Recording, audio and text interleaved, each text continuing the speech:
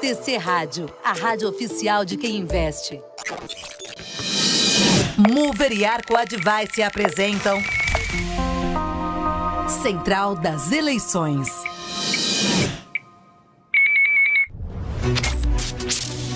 Seja muito bem-vindo a mais uma edição do Central das Eleições com a melhor cobertura, né? Uma parceria da Mover com a Arco Advice para trazer a melhor cobertura aí das eleições de outubro de 2022 para você ficar o mais informado possível. Você pode interagir aqui com a gente, porque esse programa tem meia hora de duração. Eu sou o Diego Kerber, vou seguir aí pelo resto deste quadro. Mari Galvão, quem quiser interagir com a gente, pode sim, né?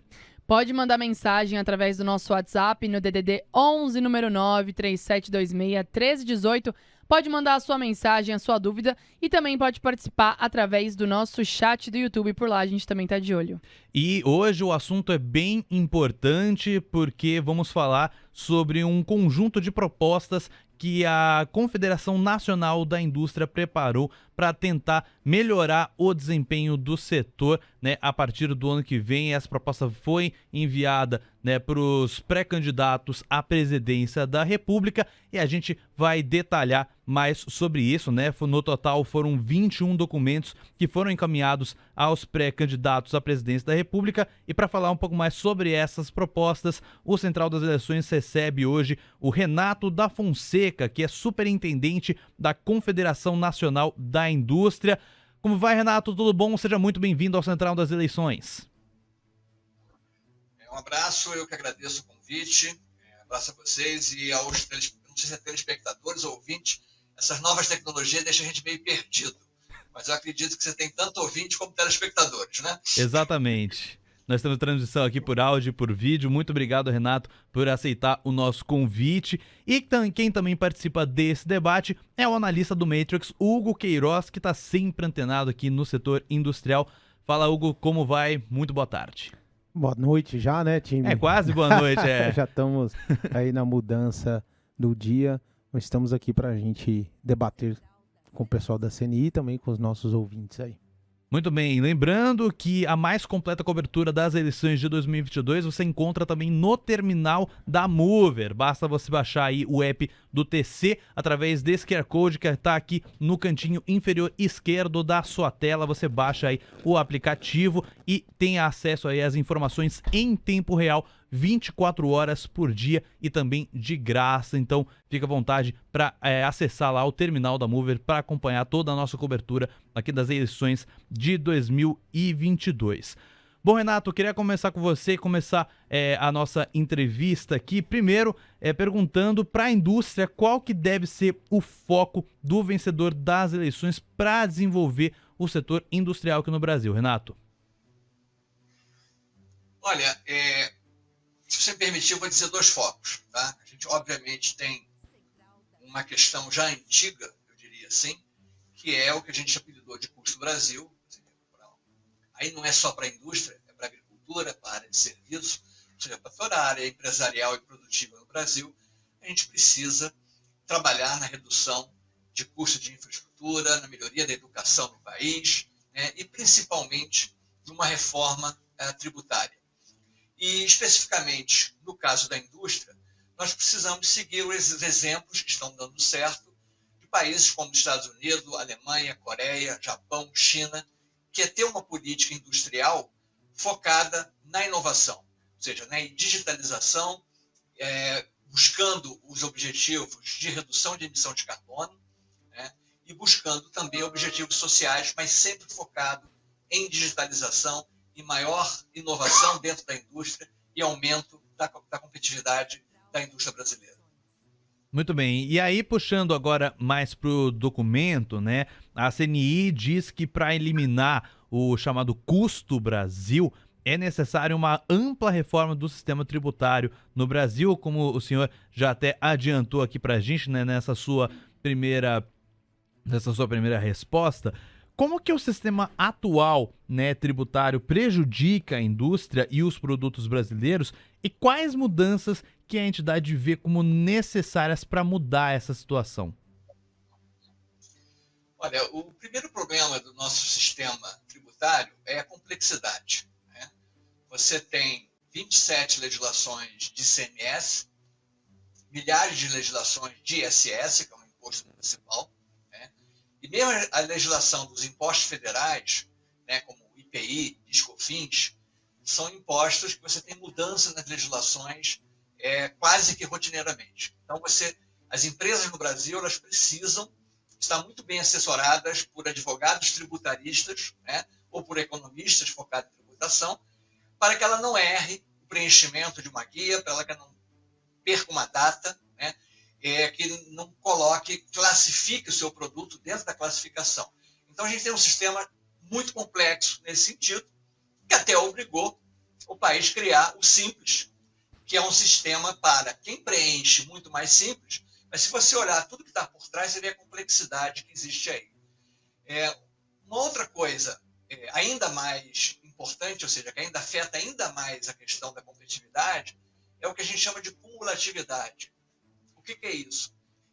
Praticamente todos os países do mundo, quando ele vai exportar um bem, eles retiram os tributos. Você exporta produtos sem tributos. Porque, em geral, naqueles países, o tributo é pago no destino, né? Na região de quem está consumindo. Como no Brasil isso é meio a meio, né?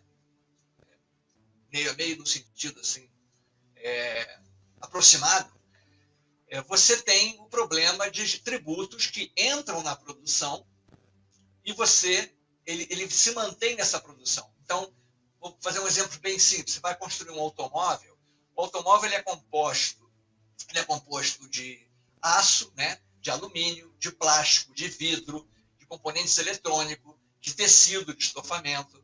Ou seja, a produção de todos esses bens eles acabam convergindo na montadora, né, durante várias etapas de produção para gerar o carro.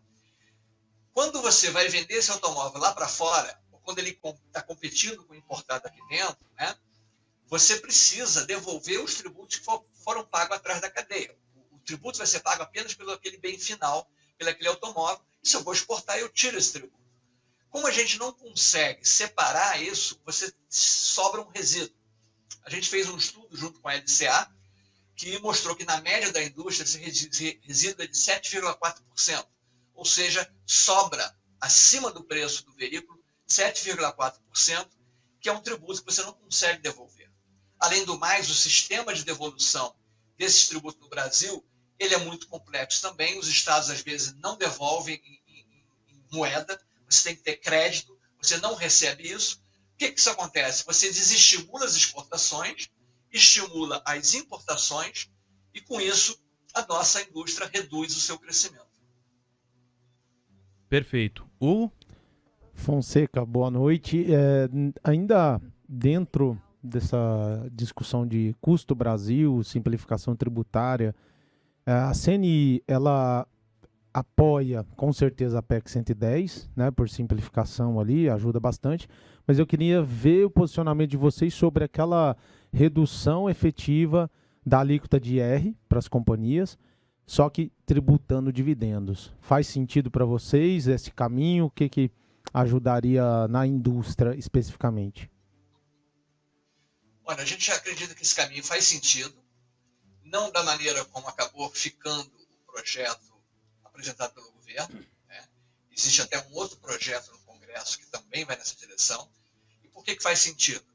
Porque é assim nas principais economias do mundo, né? Você tributa parte do tributo no imposto de renda da empresa e tributa no dividendo, que é exatamente a renda dos sócios dessa empresa, né? Hoje, esses sócios não estão pagando tributo, o tributo está sendo pago pela empresa. E por que é assim no resto do mundo? Você começa a comparar, quando você vai fazer um investimento, uma empresa alemã, uma empresa americana faz um investimento no Brasil, ou vai fazer na Argentina, ou vai fazer em algum outro país, ela vai comparar o imposto de renda que está sendo pago pela essa empresa e acaba vendo que a alíquota no Brasil acaba sendo muito alta. Então, esse é o primeiro passo. O segundo também, quando você vai fazer uma coisa importante, que é decidir quem paga o quê, né? Ou seja, a empresa alemã ela tem uma filial no Brasil, ela gera resultado, parte desse resultado vai como dividendo para fora, então é cobrado dividendo, mas parte do imposto de renda vai para quem? Vai para para a sede da matriz ou vai para o Brasil?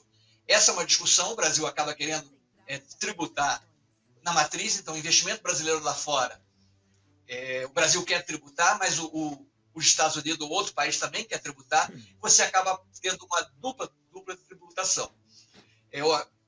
Para resolver esse problema, o que os países fazem? Eles fazem acordos, né? E hoje o Brasil não tem acordos com a Alemanha, não tem acordo com os Estados Unidos, não tem acordo com o Reino Unido, porque eles não aceitam o sistema que o Brasil está usando para tributar.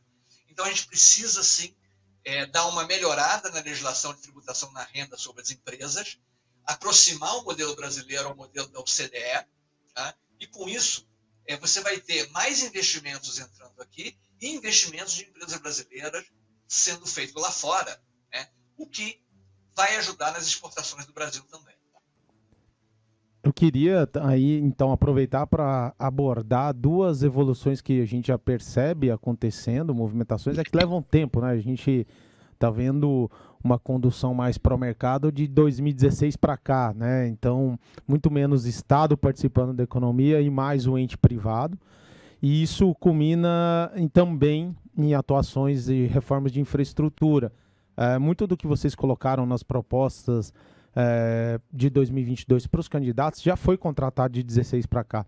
Então a gente está vendo agora muita maturação disso, principalmente na dinâmica ali de infraestrutura de transporte logístico, né? Eu vi no estudo, estava olhando, hoje efetivamente o modal rodoviário é predominante, mas por tudo que já foi alterado, contratado nos próximos 10 anos aí, perto de R$1 trilhão, caminha para ir para um cenário muito mais positivo em termos de redução de custos, né, principalmente logísticos. Isso vai com certeza reduzir custo Brasil, melhorar a produtividade e culminar, obviamente, em aumento de investimento e também na questão de inflação estrutural. Na percepção de vocês ali, quanto tempo, pode ser mais rápido, pode ser menos rápido, o que vocês estão enxergando? Porque eu vi que tem coisas contempladas, mas já estão contratadas nessa frente. E a outra é o CDE, que já está aí na cara do gol. Então, o que a gente deve ver nos próximos 2 anos aí é uma reforma tributária. Vai sair, porque senão a gente não entra na CDE de vez ali com o pé full throttle, que vai ajudar a indústria também num todo. E aí eu entro depois numa próxima pergunta. Hugo, você colocou importante, porque não basta ser aprovado no Congresso, né? Você olha, por exemplo, a nova legislação na área de saneamento básico, importantíssima, não só para trazer investimento, mas para melhorar a qualidade de vida da população. Só que você passa ainda a ter que regulamentar essa lei, né? Você tem alguns dispositivos que precisam trabalhar. Então, é verdade, a agenda de infraestrutura foram uma das agendas que mais avançaram em termos de redução de custo, né, para a produção brasileira, de aumento de competitividade. Não faz só nesse governo, os governos passados também, e o Congresso. É um Congresso que aprovou nova legislação de saneamento básico, na questão de ferrovia, na questão de energia, de cabotagem, né, transporte marítimo na costa brasileira, a famosa BR do mar. Então a gente tem avanços significativos nessa área, mas a gente precisa continuar batendo nessa tecla, porque o Brasil está muito atrás do resto do mundo, né? Hoje, por exemplo, na energia elétrica, o custo de energia do mercado livre, onde grandes empresas conseguem comprar energia de diferentes distribuidoras e fornecedores, ele já não está tão longe do custo lá fora, mas o custo do consumidor cativo, né, que é a pequena empresa, ele é altíssimo. Isso. Eu queria também acrescentar nesse ponto que foi feito muita coisa também nos últimos 3 anos nesse sentido, né? Diversos projetos, geração distribuída também ajudando até o próprio dono de posto, rede de posto agora pode se juntar em pool, padarias podem se juntar em pool e comprar. Então, é essa publicidade que tem as propostas, mas muita coisa já foi feita. E agora é só ter a paciência que o brasileiro precisa aprender a ter, de ver as coisas amadurecerem e serem entregues, para não ficar eternamente naquele fla-flu de entra a reforma de um governo, não é mantida no outro, e é algo que, efetivamente, nesse lado do custo Brasil tem sido muito atacado, e isso é reconhecido na nossa discussão pela entrada na OCDE, e até próprio desempenho de algumas empresas listadas, aí trazendo para uma realidade mais nossa aqui de mercado, que estão no setor de indústria crescendo muito forte, tendo margem, geração de caixa, assim, ou seja, entregando essa modernidade que você estava justamente colocando, que é o próximo passo, talvez, para uma pequena e média indústria, né? Exato. Então, na questão da energia, obviamente, o próximo passo é levar as pequenas e médias para o mercado livre também. Ou seja, quanto mais competitividade você traz no mercado, você vai reduzir custo, né? A mesma questão na questão do gás natural. É importante você trazer o gás natural para a indústria, trazer o gás natural para a produção de energia, né? Obviamente que ainda é um gás, né, com base na emissão de carbono, muito mais forte que outras fontes, mas é melhor do que óleo combustível, melhor do que carvão. E a gente tem essa dificuldade exatamente pela falta de competitividade desse mercado. O mercado de combustíveis, de uma maneira geral, também tem um preço mais elevado do que lá fora pela falta de competitividade. A gente ainda está quase um mercado de monopólio. Então, à medida que a gente vai avançando com essa legislação e trazendo novos atores nesse mercado, você vai ter uma redução de custo e, obviamente, isso vai alavancar o crescimento, eu diria, não só da indústria.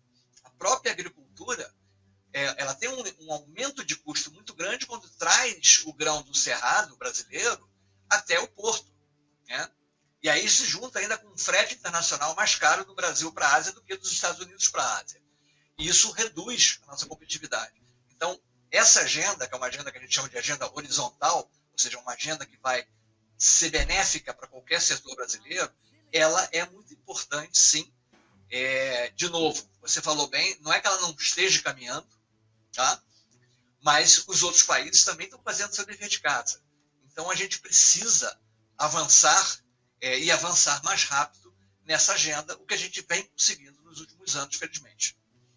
Muito bem, estamos conversando aqui com Renato da Fonseca, superintendente de desenvolvimento industrial da Confederação Nacional da Indústria, a CNI. Lembrando que você acompanha a cobertura das eleições de 2022 lá no terminal da Mover, né? Você pode baixar o aplicativo do TC nesse QR Code que está aqui no canto inferior esquerdo da sua tela. Lá você tem acesso às informações fresquinhas de última hora, né? 24 horas por dia e também de graça. Você pode acompanhar a gente por lá e fica à vontade também para interagir com a gente aí no chat do YouTube, se você preferir também no nosso WhatsApp, também está aí na tela. Renato, eu queria seguir agora, né, na questão da agenda de integração com a economia mundial, né? A CNI defende que o Brasil precisa avançar nessa agenda com maior participação nas cadeias globais de valor. Como seguir esse caminho, levando em conta os gargalos causados primeiro pela pandemia de Covid-19 e também agora com a guerra na Ucrânia? Olha, a própria pandemia e a guerra, ela estimulou, né? Ela acelerou, alguns autores colocam isso, um movimento que a gente via nessas cadeias globais de recolocação, né, de novos atores. Por quê? Porque ela levantou um problema que, na verdade, ele apareceu quando houve lá o terremoto no Japão e o maremoto. Se você concentra os seus fornecedores em apenas um local, você corre o risco de um desastre geográfico, de uma guerra, né, ou de uma pandemia que acaba afetando diferentes locais de maneira diferente, e você fica sem aquele insumo. Então, o que a gente viu no mundo todo com a pandemia foi a falta generalizada de insumos, né, uma baixa resiliência das cadeias, e elas estão procurando essa resiliência, ou seja, se fortalecer em termos de diversificação. Obviamente que você tem aí contribuindo também toda uma disputa geopolítica, principalmente entre Estados Unidos e China, que leva também uma vontade dos governos, não das empresas, a estimular esse tipo de diversificação, de trazer as cadeias para mais perto da sua região, né? Isso aparece como uma oportunidade para o Brasil. Ou seja, por exemplo, na cadeia norte-americana, a gente pode entrar mais forte como um fornecedor. Nós já temos empresas, né, multinacionais americanas aqui dentro, nós temos também muitas empresas multinacionais europeias, isso pode ajudar o Brasil. A grande dificuldade do Brasil são esses entraves que a gente está discutindo, né? Se no início dos anos 2000 a gente não conseguiu entrar de maneira forte nas cadeias globais, é exatamente porque a gente tem um custo de transporte mais elevado, a gente tem uma burocracia muito grande e não garante a entrega na data marcada, e hoje a produção, o insumo tem que chegar naquela data combinada, né? O sistema tributário, né, que desestimula o investimento e dificulta também as exportações. Então, sem resolver esses problemas, que são problemas já antigos, fica difícil do Brasil aproveitar essas oportunidades. A gente tem uma oportunidade de passar a voltar a exportar mais produtos manufaturados, não depender apenas na exportação do agrobusiness, né, ou agropecuário ou manufaturado baseado direto em alimentos, por exemplo, direto no agro. Né? Mas, para isso, a gente precisa fazer o dever de casa. E o dever de casa é nosso. Então, isso significa reduzir esses custos sistêmicos, né, custo do Brasil, e, obviamente, ter um dever de casa das empresas brasileiras em melhorar a sua gestão, investir mais em inovação, em capacitar mais seus trabalhadores para aumentar a produtividade e poder concorrer não só com asiáticos, mas principalmente com outros países da América Latina, que também são candidatos a atender essa demanda dos Estados Unidos. Fonseca, eu queria ter uma percepção sua sobre esse tópico de reindustrialização que você trouxe pela discussão geopolítica que está acontecendo recente. E sim, vai se materializar mesmo, né, esse lado da confiabilidade, de você não ter ruptura. Isso hoje conta muito mais do que propriamente o custo efetivo em si. E o que você está sentindo? A gente viu recentemente o Elon Musk vindo aqui, justamente nesse tópico de discussão de tecnologias e investimentos adicionais. O que a CNI tem percebido dos membros ali sobre esse tema? Já tem mesmo, além do que a gente falou agora de energia, gás, saneamento, logística, que está contratado e vai se materializar, do lado da indústria, o que vocês já perceberam que está vindo e vai sair também nos próximos anos, dado a relevância do Brasil? Olha, a gente espera que saia, em primeiro lugar, a reforma tributária. Né? Essa reforma, o Brasil já discute ela há mais de 20 anos, ela nunca chegou num grupo de consenso tão grande como agora. Eu estou falando da PEC 110, do relatório do Senado. Você tem o apoio de grande parte da indústria. É óbvio, quando você trabalha, acho que é um parêntese, né? A gente está trabalhando numa reforma tributária porque exatamente você tem alíquotas diferentes para diferentes setores da economia e diferentes produtos. Né? Então, hoje você tem uma indústria que paga proporcionalmente mais tributos do que serviços e a agricultura, né? A agropecuária. E mesmo dentro da indústria, você tem diferenças. Então, se eu quero ter uma reforma que seja mais igualitária em termos da contribuição, você tem perdedores e ganhadores no primeiro momento. Né? A gente tem estudos do IPEA, estudos de algumas consultorias, estudos da UFMG, mostrando que o efeito final é um crescimento do PIB, um crescimento de todos. Mas, ainda assim, se você olhar o que está no projeto no Congresso, você já tem o apoio dos governadores de Estado, você tem o apoio de grande parte dos municípios, né, Associação de Municípios, não de capitais, mas dos outros municípios. Os pequenos negócios não vão ser afetados, porque o Simples vai ser mantido. Então, você não afeta os pequenos negócios, seja da indústria do serviço, de comércio, né, ou agropecuária. Então, a gente tem uma possibilidade de aprovar essa reforma. A gente acredita muito que a gente consiga ainda esse ano passar ela na comissão do Senado e, quem sabe, até uma expectativa de ser aprovado no Senado ainda esse ano, e no ano que vem a gente consiga aprovar, mesmo com um Congresso em parte diferente, aprovar isso no Congresso. Isso é importantíssimo.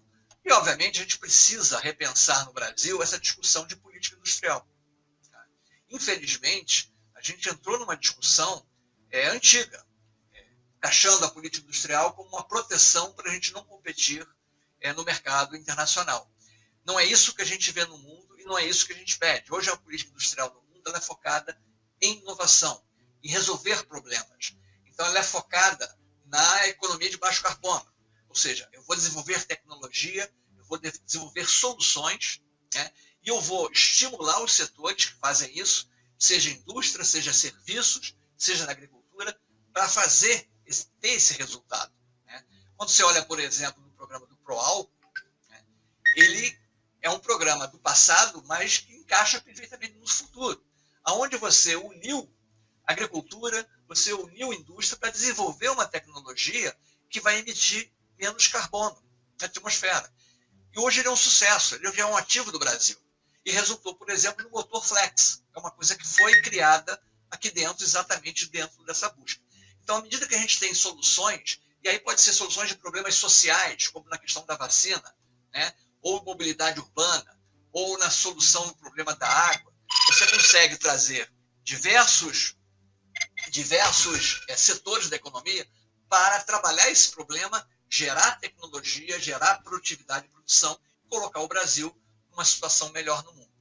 Então, é muito importante, acho que o segundo passo, e a gente precisa amadurecer essa discussão, tirar essa discussão de uma coisa radical, é ruim, é bom, né? E ver o que a Alemanha está fazendo, focando sua política industrial na questão de energia, na questão da digitalização, né, da indústria 4.0, que os Estados Unidos está fazendo isso, e são países liberais, né? São países que buscam comércio, e ao mesmo tempo ter essa integração com o resto do mundo. Então, esse é um debate que ainda não conseguiu, nós não conseguimos ainda trazer para um debate mais, como é que se diz, sem essa radicalização. Mas no campo racional, né? Ser mais racional do que emocional. E nesse ponto que você trouxe, o que eu queria encampar ainda nessa discussão sobre oportunidades do Brasil, como você bem lembrou, etanol, sim, a gente deve ter a geração 2 agora vindo, e isso vai ser um salto de produtividade e, obviamente, até de exportação de tecnologia, né, pela Raízen ali. A Tupi, nessa parte de motores aí, exportadora também, é global, né, uma empresa já global. Mas a redução a postergação da pauta ESG sobre veículos na Europa, eles já alongaram isso para 2000, era 30, foi para 35 agora, e eu acredito que provavelmente vai ser um pouco mais estendida. Dado que a gente é bem posicionado nesse segmento de veículos aqui, tem muito potencial de investimento adicional pela confiabilidade, pela proximidade que você tem acompanhado, Toyota, BMW, a gente viu recentemente que ia anunciar alguma coisa. O que vocês estão vendo na cadeia de indústria de automotiva aqui? Que é altamente gerador de emprego, né? Isso, a gente vê esse potencial muito na tecnologia híbrida. Uhum. Né? Naquele carro onde você tem o combustível, e aí você pode usar o álcool, ou a gasolina nossa, que tem uma parcela de álcool bastante significativa, né? E a geração de energia, que é aquele sistema onde você vai freando, você vai carregando a bateria. Então, dentro da cidade, é excelente. Então, você vai na cidade de São Paulo hoje, você tem um ar, tá, que não se compara às cidades de mesmo tamanho lá fora, em termos de partículas sólidas no ar, né? Essa poluição que vem muito da queima da gasolina dos motores a combustão. É óbvio que existe apostas lá fora do motor totalmente elétrico, né? Aquele que você liga na tomada ou tem uma bateria de hidrogênio ali dentro, etc. É muito mais caro. É difícil isso ganhar uma escala nesse momento, em termos de tecnologia. Tá? Então, a gente tem uma saída que, para o meio ambiente, é um resultado bastante positivo, né? Que é essa combinação do carro híbrido e com álcool, que a gente consegue começar a exportar. Já está em conversas com a Índia, né? Já tem conversas com alguns países asiáticos. Se a gente consegue levar essa tecnologia, que vai ser produzida lá, os países vão produzir cana lá, obviamente, parte da produção vai ser feita nesses países, mas a gente vai contribuir também exportando peças, exportando componentes, exportando tecnologia. Então, aproveitar essa demanda da sociedade mundial para redução dos efeitos de mudanças climáticas é importante. O Brasil tem a grande vantagem, porque o nosso carro elétrico efetivamente reduz a emissão. O carro elétrico hoje na Europa não reduz igual no Brasil, porque a energia é gerada fontes, né, de combustíveis fósseis, como, na melhor das hipóteses, queima de gás, mas também queima de carvão, também queima de óleo combustível. Então, não adianta se substituir apenas, né, a gasolina ou o diesel do carro para botar uma energia que ela é gerada a partir desses combustíveis fósseis. E no Brasil a gente tem uma matriz energética, né? O Brasil é o 4º ou 5º maior do mundo em uso de energias renováveis. Isso sim é um ativo, isso sim resolve, mas dado exatamente o potencial de compra do nosso consumidor, né? Um país ainda de renda média, a aposta em carros híbridos é uma aposta muito interessante, porque ele é mais barato do que o carro totalmente elétrico e traz a solução do biocombustível, que é uma solução desenvolvida internamente. Ô Fonseca, você imagina que os países, mesmo os de alta renda, possam voltar um passo atrás e seguir nessa discussão? Porque você vai evitar efetivamente emissões, como você bem pontuou. É possível? Você já tem visto esse movimento agora, recentemente? Os países envolvidos não necessariamente, mas é possível. É questão de você levar essa discussão. Eu acho que o Brasil precisa claramente mudar a visão que foi construída em termos de meio ambiente, né? Ou seja, mostrar as qualidades que a gente tem, os resultados que a gente tem na geração de energia, no biocombustível, mostrar que isso não significa a pessoa parar de comer necessariamente para botar combustível, que tem essa discussão também no mundo. É possível fazer as duas coisas, né? Se tem espaço nessas culturas, como a gente já está fazendo com alguns países de nível médio também, como eu citei, a Índia, eu não lembro exatamente o nome do país asiático, que está trabalhando nisso. Mas o Brasil precisa mostrar claramente como um inovador nessa área de meio ambiente, né? Mudando o que foi construído sobre a percepção do Brasil, exatamente pelo problema que é real, tá? Eu não vou negar aqui o problema de redução das florestas e de queimadas. A gente precisa resolver, atacar esses problemas, porque isso é importante para mudar a nossa imagem. E com isso, a gente vai conseguir ter uma posição melhor para oferecer essas soluções. Muito bem, esse foi o nosso Central das Eleições, com a participação do Renato da Fonseca, superintendente de desenvolvimento industrial da Confederação Nacional da Indústria. Renato, mais uma vez, muito obrigado por ter aceitado o nosso convite aqui do Central das Eleições e até uma próxima oportunidade. Eu que agradeço o convite, muito obrigado, até a próxima. Queria agradecer também a participação do Hugo Queiroz, estrategista-chefe aqui do TC Matrix. Muito obrigado, viu, Hugo, pela participação e até uma próxima. Eu que agradeço, pessoal. Boa noite. Até a próxima. Muito bem, esse foi o Central das Eleições. Lembrando que você pode acompanhar a nossa cobertura completa das eleições 2022 lá no terminal da Mover. É só você baixar o app do TC, pode ser através desse QR Code aqui na sua tela. Você vai ter acesso às informações em tempo real, 24 horas por dia e de graça lá na Mover. Agora, 7h03. TC Rádio, a rádio oficial de quem investe.